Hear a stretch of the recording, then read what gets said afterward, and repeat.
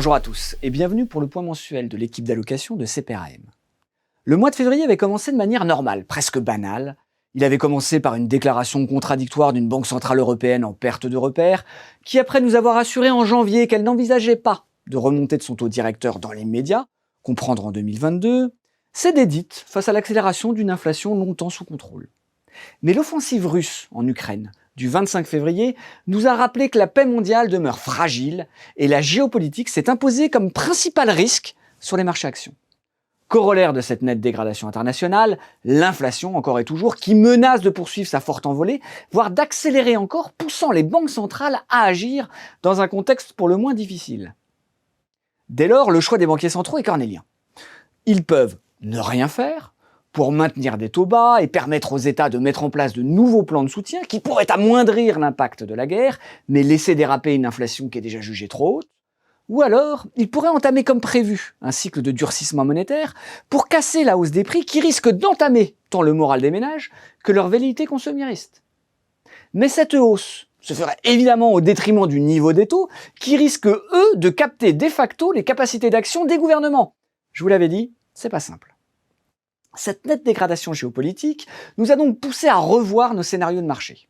Et aux deux scénarios que Samir vous avait présentés le mois dernier, à savoir un scénario de normalisation graduelle de la politique monétaire, vous savez, notre scénario positif, que nous jugeons encore le plus probable une fois le conflit passé, évidemment, et au scénario de resserrement monétaire précipité qui fait état de banques centrales en retard qui essaient de juguler une inflation galopante, nous allons rajouter un troisième scénario qui est un scénario de crainte de stagflation.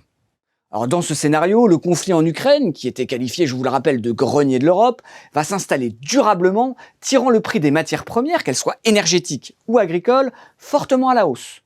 Le choc inflationniste frappe plus fortement l'Europe, bien sûr, amputant sensiblement ses perspectives de croissance à court et à moyen terme. Dans ce scénario, la Banque centrale européenne est forcée de retarder son cycle de normalisation, alors même que la Réserve fédérale, elle, l'enclenche.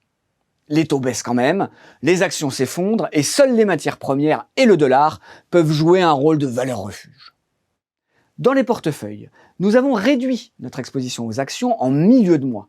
Et ça a été fait tant par des positions optionnelles qui ont parfaitement joué leur rôle, réduisant mécaniquement notre exposition actions au fur et à mesure de la baisse, que par une action directe de vente en vendant des actions européennes principalement.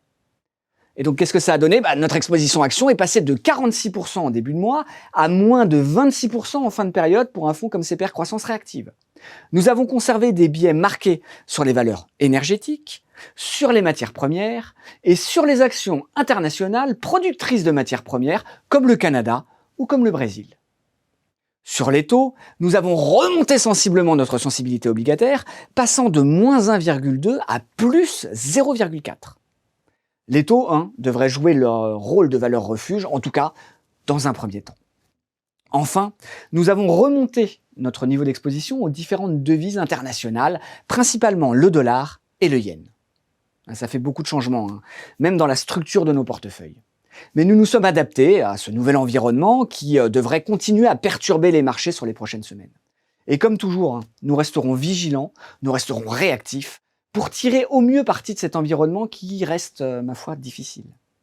Je vous remercie pour votre attention et je vous donne rendez-vous le mois prochain pour un nouveau point. Merci.